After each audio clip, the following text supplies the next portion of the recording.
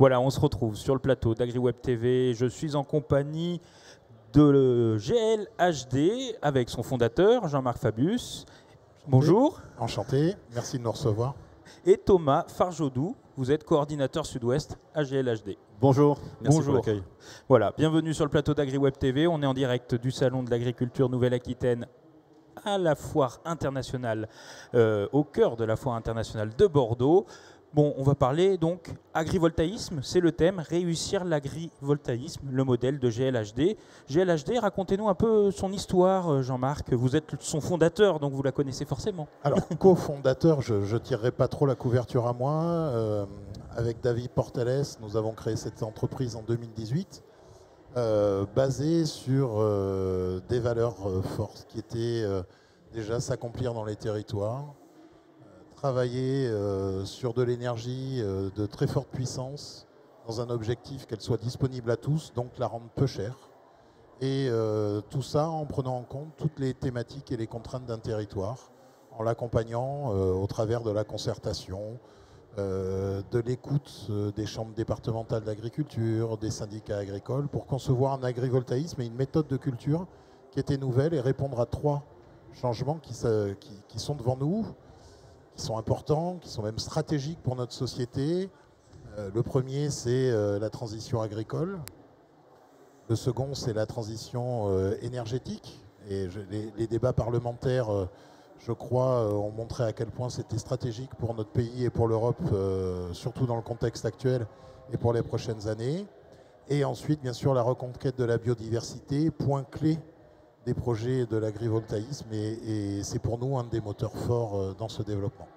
Vous avez cité l'agrivoltaïsme. J'ai oublié de vous demander une petite définition de l'agrivoltaïsme, parce que ce n'est pas seulement mettre des panneaux photovoltaïques au-dessus d'un champ, quoi, grosso modo. Là, je grossis le trait, mais pour que vous nous éclairiez un peu sur cette définition. Vous avez tout à fait raison, Julien. Ce n'est pas simplement ça. C'est faire que 2 silos qui ne se connaissaient pas, qui ne communiquaient pas, arrivent à travailler ensemble. Le silo de l'énergie, le silo de l'agriculture. Et répondre aux besoins de chacun des révolutions dont je parlais précédemment. Il est évident qu'aujourd'hui, on ne peut plus, en fonction de nos besoins, répondre de la même manière qu'il y a 50 ans à nos besoins alimentaires ou à nos besoins énergétiques. Et bien voilà, sur le même carré, sur ce même hectare, alors pour nous, de très grands projets, donc on ne parle pas d'un hectare, c'est faire cohabiter, coexister, et même au-delà, co-travailler l'agriculture et la production d'énergie verte. Justement, au niveau des projets, peut-être qu'on peut en parler avec vous, Thomas. Vous en avez énormément sur la région, parce que vous êtes implanté aussi, on ne l'a pas dit, vous êtes implanté ici, à côté de Bordeaux. Donc expliquez-nous un peu, ces projets, sont-ils régionaux ou sont-ils même nationaux, voire au-delà? Alors effectivement, la société a son siège basé à Martillac, à quelques kilomètres au sud de Bordeaux. Et les projets sur lesquels travaille GLHD sont implantés un petit peu partout en France. Nous avons beaucoup de projets dans le sud-ouest, effectivement, principalement dans le département des Landes, du Lot-et-Garonne, de la Dordogne, et des projets aussi sur finalement ce que l'on concentre comme la zone intermédiaire qui va partir du nord de la Nouvelle-Aquitaine vers la Lorraine, avec ces quinzaines de départements qui sont concernés par ces zones. Justement, ce sont des projets, si on en dit un peu plus sur les projets, c'est quoi? Il y a de gros projets, on en discutait en préparant cette émission. Alors effectivement, ce sont des projets que l'on peut qualifier des projets de grande taille, des projets qui à l'origine sont menés par les agriculteurs qui font appel à GLHD, des agriculteurs qui connaissent un certain nombre de difficultés, de problématiques avec des aléas climatiques qui se répètent, qui s'accélèrent, avec une fréquence de plus en plus importante, avec un changement climatique qui s'installe durablement et qui pousse les agriculteurs à réfléchir leur exploitation différemment.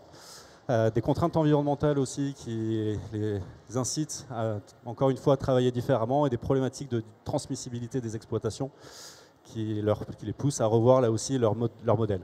Et donc l'agrivoltaïsme est pour eux une des solutions, et ces agriculteurs travaillent généralement en collectif, ils se regroupent entre eux. Et nous, notre rôle, c'est d'accompagner, de coacher ces agriculteurs pour faire en sorte que ces projets arrivent à leur terme. Donc plus de 30 000 hectares, j'ai cru voir, sur 32 projets. On peut le voir dans votre diapositive qui va s'afficher à l'écran.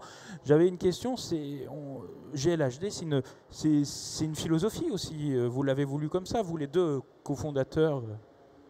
Ah, tout à fait, c'était vraiment notre idée de l'agrivoltaïsme. Notre idée était double. Sur le volet agricole, c'était de se dire, au regard des statistiques, des 50 années passées de l'agriculture, il y a une déshérence et il y a une réelle problématique agricole aujourd'hui. Nombre d'agriculteurs, de paysans, type de culture, utilisation d'intrants, etc., qui fait qu'on doit changer de modèle.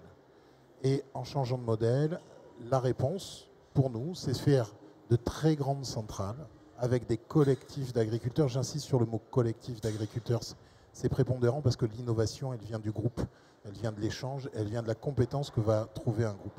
Et nous, de notre côté, de par notre passé, surtout à l'international, l'idée, c'était de produire de l'énergie la moins chère possible. Et se désengager de tout ce qui est appel d'offres aujourd'hui, qui existent, qui sont faits pour les toitures, mais qui aujourd'hui, sur le sol, n'ont plus vraiment de pertinence, vu que le solaire, il faut le rappeler, c'est l'énergie la moins chère au monde.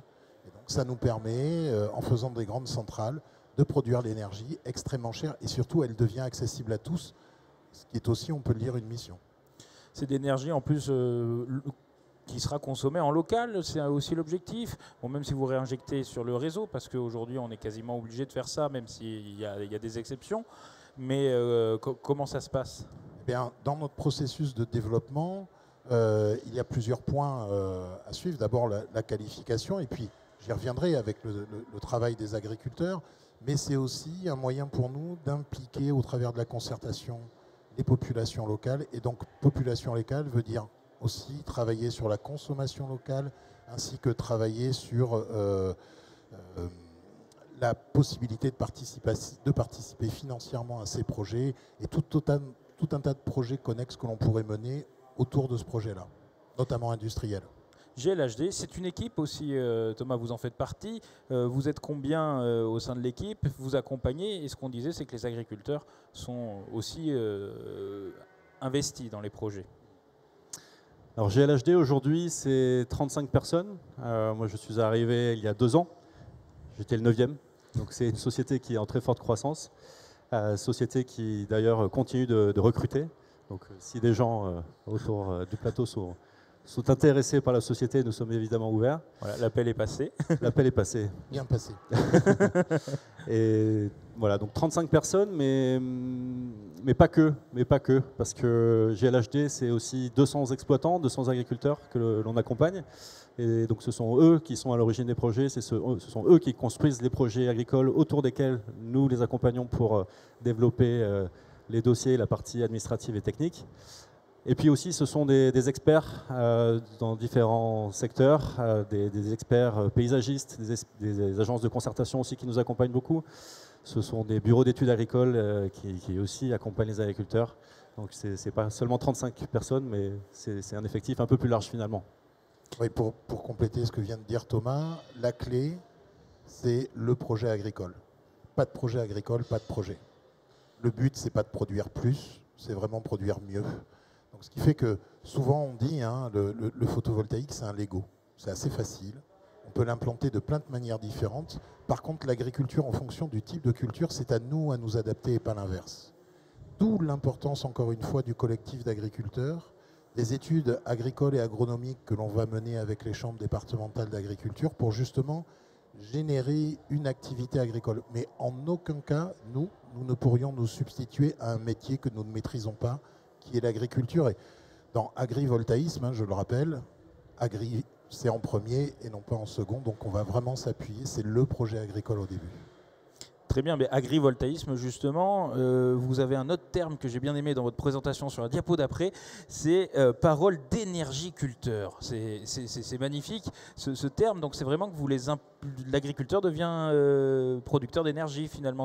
Vous les impliquez totalement là-dessus. Ah, ils sont totalement partie prenante, on peut raconter plein d'anecdotes. Je peux vous en faire une très rapidement. Allez-y. Voilà, un des projets qui est phare pour notre entreprise, qui est Terra Roots, qui se situe dans les Landes. On avait imaginé des structures, des panneaux, voilà, ça descendait à 80 cm, ça permettait plein de trucs. Et ils sont venus vers nous, ils nous ont dit non. Non, c'est pas 80 cm, ça sera 1,20 m. Parce que quand on fait tel type de culture, la machine qui s'accroche au tracteur dont je ne connais pas le nom, ce qui prouve totalement pas du tout agriculteur. Incompétence Voilà. en agriculture, elle fait 1 mètre et donc il nous faut 1,20 m et ça ne peut pas être 80. Ben voilà, typiquement comment on s'adapte, ça a l'air de rien, mais en bout de rangée, pour les techniciens, on mettait les onduleurs à la perpendiculaire, ils nous ont dit non, parce que là, ben pour tourner, ça nous empêche et on perd telle zone de... Eh ben, il va falloir s'adapter, on le fait autrement. Donc c'est typiquement des petits points, mais des petits points comme ça, il y en a des centaines, qui font que c'est un projet agricole et que nous, on va s'adapter aux besoins de la culture ou de l'élevage. La polyculture élevage reste quelque chose de fort pour nous dans la promotion agricole. Parce qu'on peut trouver des bêtes sous les... Qu'est-ce qu'on trouve d'ailleurs sous vos panneaux photovoltaïques? Expliquez-nous quelle est, j'allais dire, une exploitation type. Mais non, il n'y a pas d'exploitation type, elles sont toutes uniques, c'est ce que vous dites finalement. Expliquez-nous tout ça, Thomas. Effectivement, il n'y a pas de projet type, parce qu'il n'y a pas d'agriculteur type, tout simplement. Donc des types de projets agricoles, il y en a une multitude. On a effectivement de l'élevage au vin, mais ça ne représente pas la majorité des projets que nous développons. Ce sont des projets de grandes céréales, ce sont des projets de plantes aromatiques et médicinales. On a même un projet de truffières en Bourgogne. On a des projets de légumineuses, de plantes à racines, des panais, des carottes, des pommes de terre. Voilà. Donc c'est vraiment très varié, ça va dépendre vraiment de la volonté des agriculteurs et de la typologie des sols et du climat évidemment. Ce que je pense, je voulais parler aussi peut-être qu'il y a des détracteurs, les voisins, ils n'aiment pas forcément avoir des panneaux photovoltaïques, je sais pas, on trouve pas ça forcément joli, ça gâche le paysage. Quel point négatif vous avez en retour parfois où ça se passe bien, même avec le voisinage et les agriculteurs tout le monde est content, on est dans le meilleur des mondes, mais ça m'étonnerait. Alors, en fait, on fait le maximum pour recevoir les avis d'un maximum de gens. GLHD s'attache, dans le cadre de son développement de projet, à mettre un gros accent sur la concertation. Donc, après le travail de qualification du projet, on va faire une analyse bibliographique des enjeux environnementaux, des ateliers aussi agricoles qui sont mis en place avec les agriculteurs. Derrière, on s'attache à travailler sur la faisabilité. La faisabilité, c'est l'analyse des enjeux environnementaux de manière un peu plus poussée. Une analyse des études agricoles aussi, et un gros travail qui est mis en place et qui va durer toute la vie du projet, ça va être le travail de concertation. Donc GLHD met en place un travail de concertation préalable et de manière volontaire avant le dépôt de l'ensemble de ces dossiers de permis de construire. Et effectivement, le paysage, c'est un des ateliers que nous mettons en place de manière systématique et on a des avis divers sur cet aspect-là. On a des projets où les riverains veulent des haies à proximité du projet. On a des projets et parfois même, enfin ça arrive très régulièrement, où les riverains demandent à voir le projet. Et ça peut même aller plus loin avec des espaces pédagogiques, des chemins de randonnée. Et GLHD, sur l'ensemble des projets qui sont développés, c'est plus de 300 km de haies qui sont mis en place. Donc Jean-Marc parlait tout à l'heure de la reconquête de la biodiversité. L'implantation de haies, ça permet de masquer, mais ça permet aussi de créer une biodiversité aux alentours. Plus importante. Si je peux me permettre pour compléter Thomas, on a voulu et on souhaite avoir une vision harmonieuse des projets. Et une vision harmonieuse, ça veut dire faire attention au territoire. Nous, énergéticiens, sommes des invités dans ces territoires-là, pas seulement des gens qui viennent et qui vont tirer parti ou tirer profit de ce territoire-là, bien au contraire. Et cette vision harmonieuse, ça passe par la concertation, par l'écoute des gens, de ce qu'ils veulent et de ce qu'ils ne veulent pas. Ça nous amène à faire aussi énormément de concessions. Je reviens sur une anecdote, un autre projet où on a renoncé à plus d'une 50aine d'hectares. Voilà, ben on s'est reculé parce que ça ne convenait pas dans le modus operandi du territoire par rapport aux chasseurs, par rapport aux riverains. Et je vous dirais, c'est tant mieux. Parce que justement, en renonçant au départ, en discutant, en échangeant avec les populations, les associations, les élus, ça nous amène à avoir un projet qui vivra mieux par la suite, qui aura de meilleurs retours d'expérience. Et je pense que c'est comme ça qu'on y arrivera d'autant plus facilement.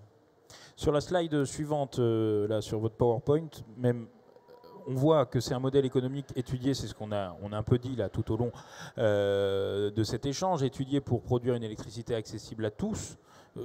Expliquez-nous un peu, ça veut dire que c'est ce modèle où finalement l'agriculteur est un producteur d'énergie en direct et il n'y a pas forcément de marge. Je ne comprends pas trop là. Oui, en fait, quand on dit énergiculteur, cultivateur d'énergie, c'est vraiment, comme je le disais tout à l'heure, ce lien entre deux silos que sont l'agriculture et la production d'énergie renouvelable.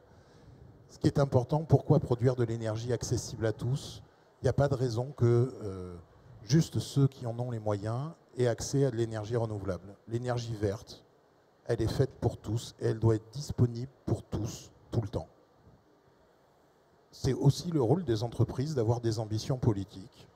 Et pour nous, il est très clair que l'ambition que l'on doit porter, c'est de rendre cette énergie propre, disponible pour tous et tout le temps.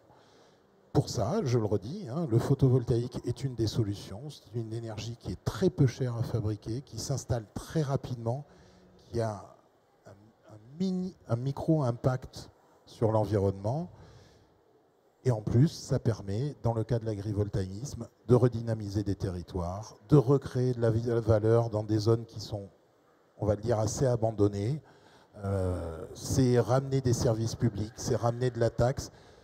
L'énergie a toujours été un aménageur d'espace. Et voilà, là, on peut le concrétiser avec ces grands projets. Sur l'impact des panneaux photovoltaïques, je vous ai un peu pris en traite tout à l'heure, Thomas, mais sur le côté, en fait, finalement, en moyenne, dans vos projets, ils ne prennent pas tant de place que ça, ces panneaux photovoltaïques. On le voit sur la slide suivante. Ils prennent... Vous essayez quand même, ça s'inscrit sur l'exploitation, mais c'est pas majoritaire, quoi. C'est juste 10% de la surface agricole, quoi. Alors les 10% qui sont mentionnés sur le slide, c'est la part, de la surface agricole sur laquelle nous travaillons sur la surface totale agricole des exploitations. Donc lorsqu'on travaille sur, vous parliez tout à l'heure de 30 000 hectares qui étaient concernés, nous travaillons sur 3 000 hectares. C'est-à-dire que les projets sur lesquels on travaille, les agriculteurs, ont un impact positif sur l'ensemble de leur surface agricole. Si on regarde à l'échelle du terrain et de la parcelle, on s'attache à ce qu'effectivement la partie photovoltaïque représente une part moindre de la surface agricole totale de la parcelle. On est à moins de 50% de surface photovoltaïque sur la surface de la parcelle. Et sur de la culture qui peut très bien avoir lieu entre les structures, sous les structures, et encore plus lorsqu'on parle d'élevage, où là, les ovins peuvent paître effectivement sur l'intégralité de la surface. Ça veut dire que les panneaux photovoltaïques, on peut les mettre à différentes hauteurs? On peut les mettre effectivement à différentes hauteurs. Il y a différentes écoles qui existent. La nôtre, c'est plutôt de positionner un point bas des panneaux qui va se situer entre 1 mètre et 1 mètre 20. Il existe d'autres solutions où les structures vont être à 4, 5, 6 mètres de haut, avec un impact non négligeable sur le renforcement des structures, sur l'entretien et la maintenance des structures. Et donc là, on va sortir du modèle qui est celui de GLHD, où l'électricité va être beaucoup plus coûteuse, et donc va nécessiter des soutiens publics. Et aujourd'hui, ce n'est pas le modèle, ce n'est pas le schéma de GLHD. GLHD, justement, sur ce côté technique, sur ces installations, finalement, c'est vous qui assumez la totalité de l'entretien, donc de l'installation et de l'entretien de ces installations? Alors, il ne vous aura peut-être pas échappé qu'à notre capitale, nous avons une société qui s'appelle EDF Renouvelable. Et que, voilà, je vais remettre dans le contexte les projets qu'on développe. Certains arrivent à 500 MW de puissance, soit la moitié d'un réacteur nucléaire. Ce qui est énorme, donc. Ce qui est pas mal. On aimerait faire plus gros encore, mais pour l'instant, ce n'est pas encore le cas. 500 MW, ça ne s'opère pas comme une toiture de 36 kg. Par conséquent, il faut avoir des gens qui savent et qui ont l'expérience de ce que c'est que de l'énergie de masse. Et c'est pour ça qu'on a notamment EDF Renouvelable avec nous. On parle aussi parfois des démantèlements, parce qu'à peine installé, on parle des démantèlements. Moi, je trouve ça extraordinaire. Mais là aussi, vous avez un engagement, comme la plupart, c'est que ce démantèlement, vous le prenez presque en charge, quoi. Totalement même. Pas C'est presque, pas presque. c'est totalement, on le provisionne. Maintenant, on travaille sur des très longues périodes. Pour produire de l'énergie pas chère, on fonctionne sur le modèle un peu du pétrole ou du gaz, c'est-à-dire la notion de gisement. Quand vous avez un site, un gisement en solaire, c'est un emplacement et un raccordement. Le raccordement, c'est la clé. Pas de raccordement, vous ne pouvez pas injecter l'énergie sur le réseau. Donc le principe du gisement, c'est que vous allez l'exploiter le plus longtemps possible pour que vos coûts d'approche soient amortis et permettent d'avoir une production à faible coût. Et donc là, et toute l'idée, c'est qu'on va essayer d'être très long. Donc c'est entre 30 et 40 ans minimum. Donc un panneau photovoltaïque, ça peut durer 30 à 40 ans? Ah, Parce qu'aujourd'hui, on disait une dizaine d'années, du moins aujourd'hui, pardon, avant, il y a quelques années, on disait une dizaine d'années. Donc et ça, aujourd'hui, c'était avant. voilà, ça a changé, vous êtes en train de dire. Ouais. Heureusement, la technologie évolue. Voilà, aujourd'hui, on a même des fournisseurs de panneaux qui garantissent la performance du panneau à 35 ans. Donc c'est une technologie éprouvée, en fait. Et justement, c'est là tout l'intérêt, c'est qu'on va s'en servir sur la durée. Après, rien n'empêche de les renouveler en cours d'exploitation. Mais ce qui va être intéressant, c'est d'exploiter ce gisement. Et je mets ma petite pièce, je ne serai sûrement pas là pour le voir, mais qu'au bout de 40 ans, comme ça fera partie du paysage, que tout le monde vivra avec depuis toutes ces années, on remettra une petite pièce dans le flipper pour repartir sur 40 ans de plus, parce qu'il n'y aura aucune raison de se priver d'une énergie propre et pas chère. Et de poursuivre une agriculture de qualité au milieu. Effectivement, on va voir sur la diapositive d'après les fermes, on peut dire des fermes agrivoltaïques conçues pour optimiser les productions. Là, c'est du travail de terrain finalement, Thomas. Expliquez-nous un peu tout ça. C'est vraiment ce qu'on disait, vous adaptez à tous les projets, à tous les types de cultures et surtout aux agriculteurs et à ceux qui le font. Effectivement, on ne travaille pas sur une solution type. Les vues en coupe que vous voyez, elles ne sont pas présentées aux agriculteurs dès l'origine du projet. Ce sont eux, les agriculteurs, qui créent ce genre de vue en coupe où ils nous demandent, parce qu'ils souhaitent s'orienter vers tel ou tel type d'agriculture, de production, ils nous demandent à ce que les écartements soient de ce type-là. Donc on s'adapte. Ce qui est assez intéressant, c'est que souvent, quand on rencontre les premiers agriculteurs, ils nous disent « mais qu'est-ce que vous avez comme solution? Qu'est-ce que vous nous proposez ?» Et en fait, on leur dit « on ne sait pas ». C'est, je pense, le premier point d'étonnement. Oui, c'est pas très vendeur quand on dit ça. C'est pas très vendeur, mais quand après, on arrive à l'expliquer, voilà les arguments derrière. Quand on arrive à l'expliquer justement sur le fait que c'est eux qui vont construire, c'est leur projet à eux, et c'est ça qui va faire en fait la différence, c'est que nous n'arrivons pas avec une technologie préconçue, avec quoi que ce soit qui soit prédestiné. Bien au contraire, on va co-construire. Mais ça vaut aussi pour la partie contractuelle et pas seulement pour la partie technique. Je dirais. Donc vous, finalement, il faut quand même un peu de temps pour que ces projets mûrissent, j'allais dire. C'est pas instantané. Là, d'ailleurs, vous m'avez cité quelques exemples, mais ça fait longtemps que vous travaillez dessus. Oui, ça fait longtemps, mais alors le plus apte à vous en parler de tout ce qui est qualification, process de développement, il est à ma gauche, donc je vais le laisser. Effectivement, la première étape, c'est une étape de qualification du projet. On va s'assurer que le projet s'inscrit bien dans les volontés du territoire. On va rencontrer les collectivités, les comités de communes, les mairies bien évidemment, toujours accompagné des agriculteurs, ce sont eux qui présentent le projet. C'est une étape qui va durer 6 mois environ. Derrière, on met en place l'ensemble des études, j'en parlais tout à l'heure, des études d'impact sur l'environnement, des études techniques agricoles. Donc cette étape-là va forcément durer 1 an puisqu'on doit faire un inventaire des enjeux faune, flore, milieu naturel sur 12 mois, sur les 4 saisons. Donc c'est une étape qui dure 1 an. Derrière, il faut du temps pour finaliser les dossiers, les préparer et les déposer et les instruire. Donc un projet peut... De la réflexion, de la réflexion jusqu'au dépôt du permis, il peut y avoir 2 ans et 3 ans, 4 ans pour obtenir un permis de construire. Oui, vous mettiez même sur la slide suivante, vous mettiez même 5 ans sur votre slide, donc c'est vrai que ça dépend, donc ça veut dire qu'il faut que les projets mûrissent. Là, en fait, aujourd'hui, vous travaillez sur des projets qui vont voir le jour dans quelques temps, quoi, grosso modo, même dans plusieurs années. Tout à fait, on a nos premiers gros projets, les permis sont attendus dans les semaines qui viennent.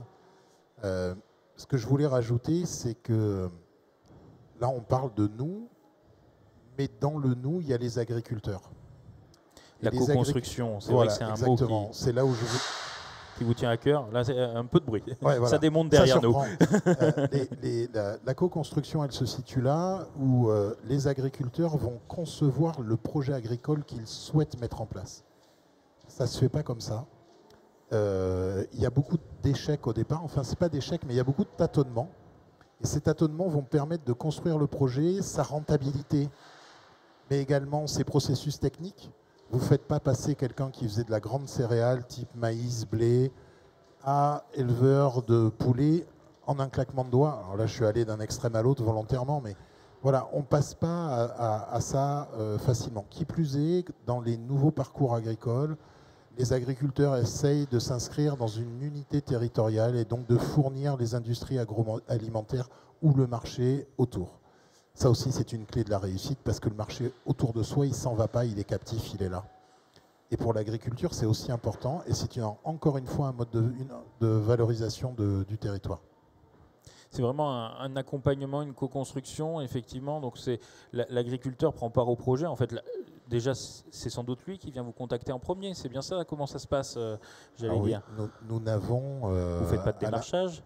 À l'inverse de beaucoup dans ce secteur, nous n'avons aucun commerciaux. C'est uniquement du bouche à oreille entre agriculteurs qui fait qu'ils sont venus jusqu'à nous. Et d'ailleurs, c'est très bien parce qu'on se rend compte qu'ils ont des profils assez similaires.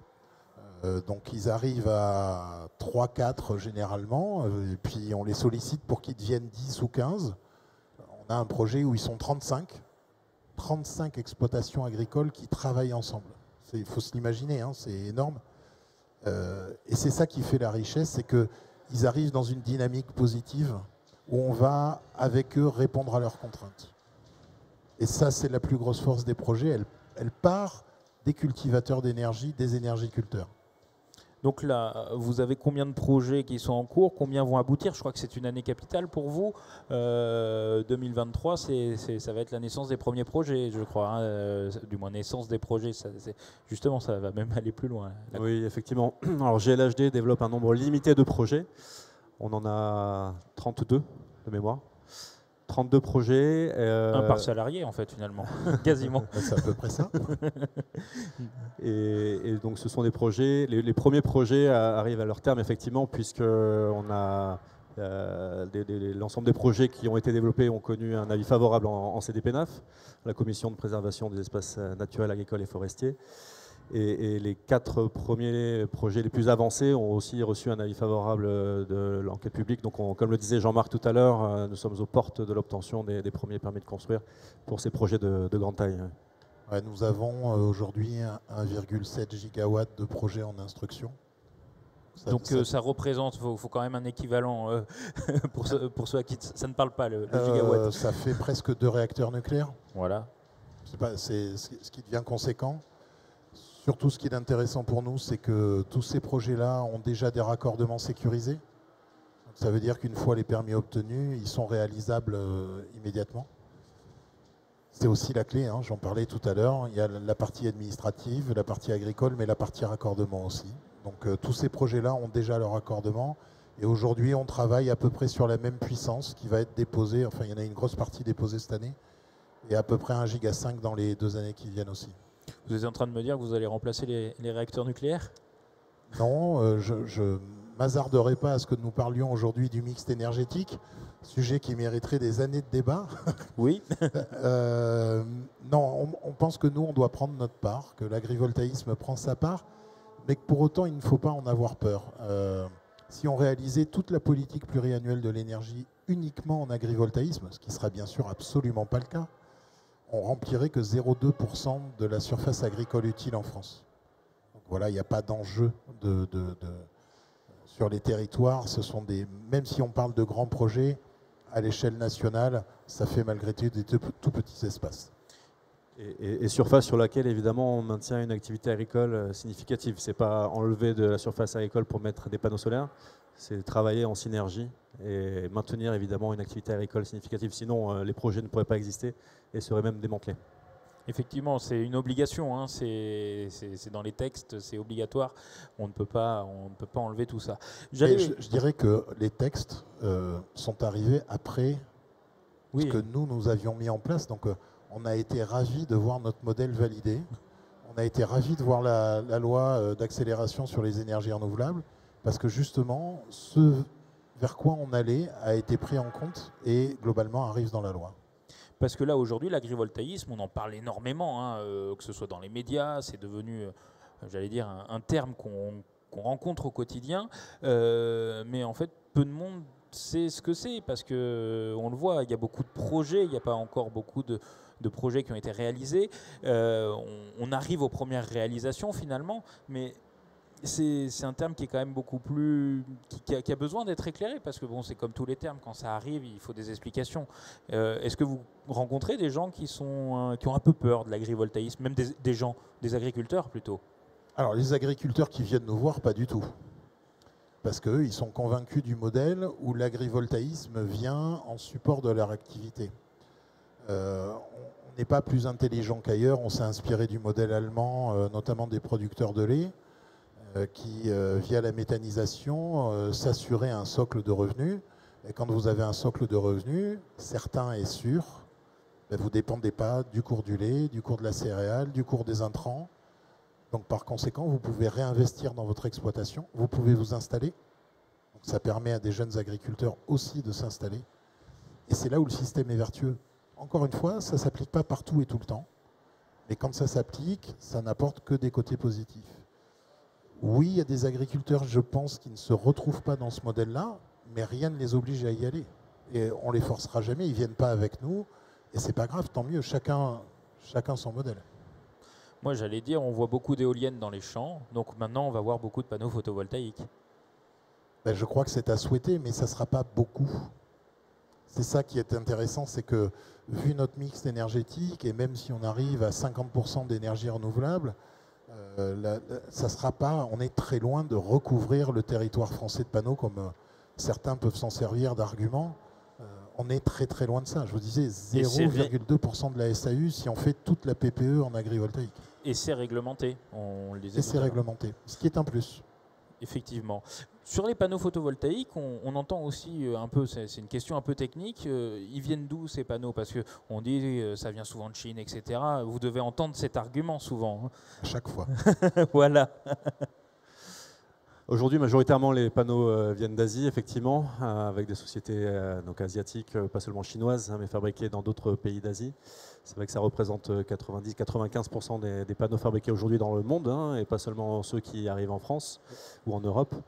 Par contre, on peut se réjouir de quelques bonnes nouvelles avec l'arrivée de Gigafactory en Europe et même plus particulièrement en France, avec un site d'implantation qui sera prévu dès cette année, dès 2024. L'an prochain, du côté de Fos-sur-Mer, près de Marseille. Et là, plus récemment, une nouvelle annonce qui a été faite pour un autre site en Lorraine.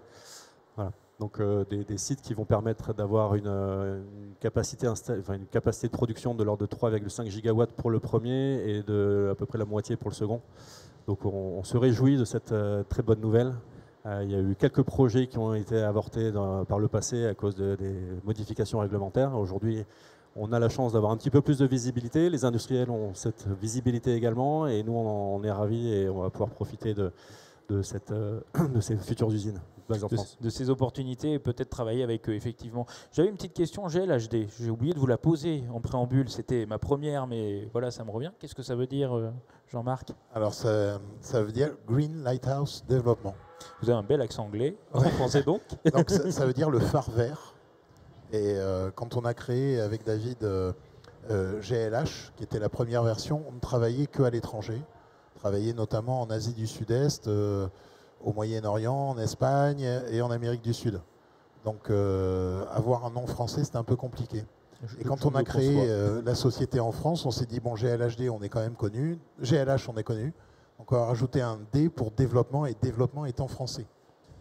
Et puis à la fin, on s'est bien rendu compte que Green Lighthouse, c'était un peu compliqué des fois à dire en français. Et donc on a synthétisé pour arriver à GLHD. Bon, ben, au moins on vous connaît sous ce nom et on a bien compris votre modèle en un mot. Je crois que c'est la co-construction, c'est bien ça. Un petit mot de C'est conclusion. absolument ça. En mot de conclusion, la co-construction, elle s'inscrit dans les projets. Et si je peux me permettre de faire encore une petite parenthèse, Allez-y. elle s'inscrit aussi au sein de l'entreprise. On a souhaité construire une entreprise qui fonctionnait aussi en co-construction. On a bâti un modèle qui n'est pas du tout une organisation pyramidale, mais au contraire une organisation que l'on a inscrite dans une forme de biodiversité. Chaque projet est un arbre qui est habité par des écureuils.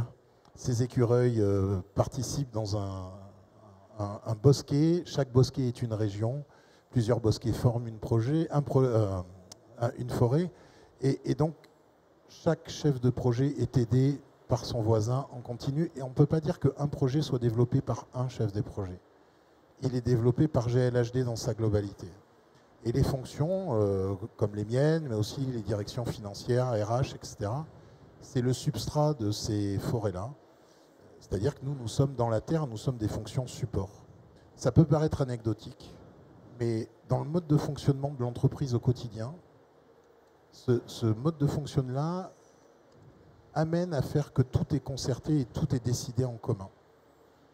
C'est aussi un moyen d'éviter le stress, c'est un moyen de travailler de manière collective et en concertation. Donc cette concertation, elle est externe, mais elle est aussi interne. Vous parliez de biotope dans votre première slide. Oui. Pourquoi un biotope Parce que c'est justement le mode d'expression dans lequel s'inscrit l'entreprise. On a créé notre bio-environnement, on va dire ça, notre biotope. Voilà. Nos agriculteurs nous illuminent tous les jours.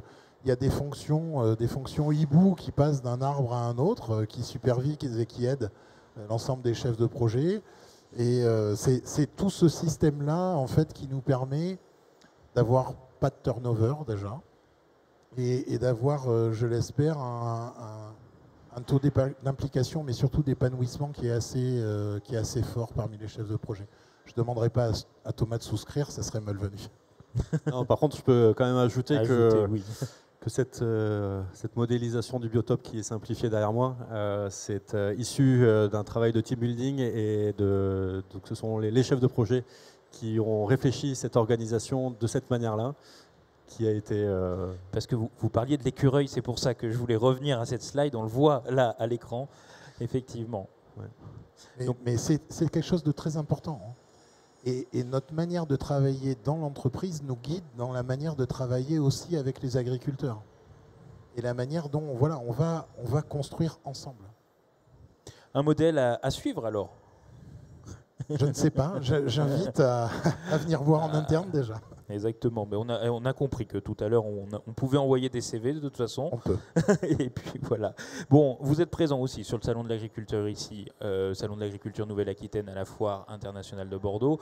On vous retrouve sur le stand là encore quelques jours. Aujourd'hui et demain, on est présent, on accueille, on va accueillir aussi beaucoup de scolaires. C'est aussi notre rôle. Voilà, la semaine dernière, on accueillait le lycée technique de Blanquefort sur notre site pilote à côté de Mont-de-Marsan. C'est aussi montrer à des jeunes que des métiers harmonieux, on revient encore à ça, des métiers de passion, ça existe, on peut y aller. On va recevoir pas mal de lycées agricoles pour leur montrer que l'agrivoltaïsme est aussi une nouvelle agriculture qui va se développer.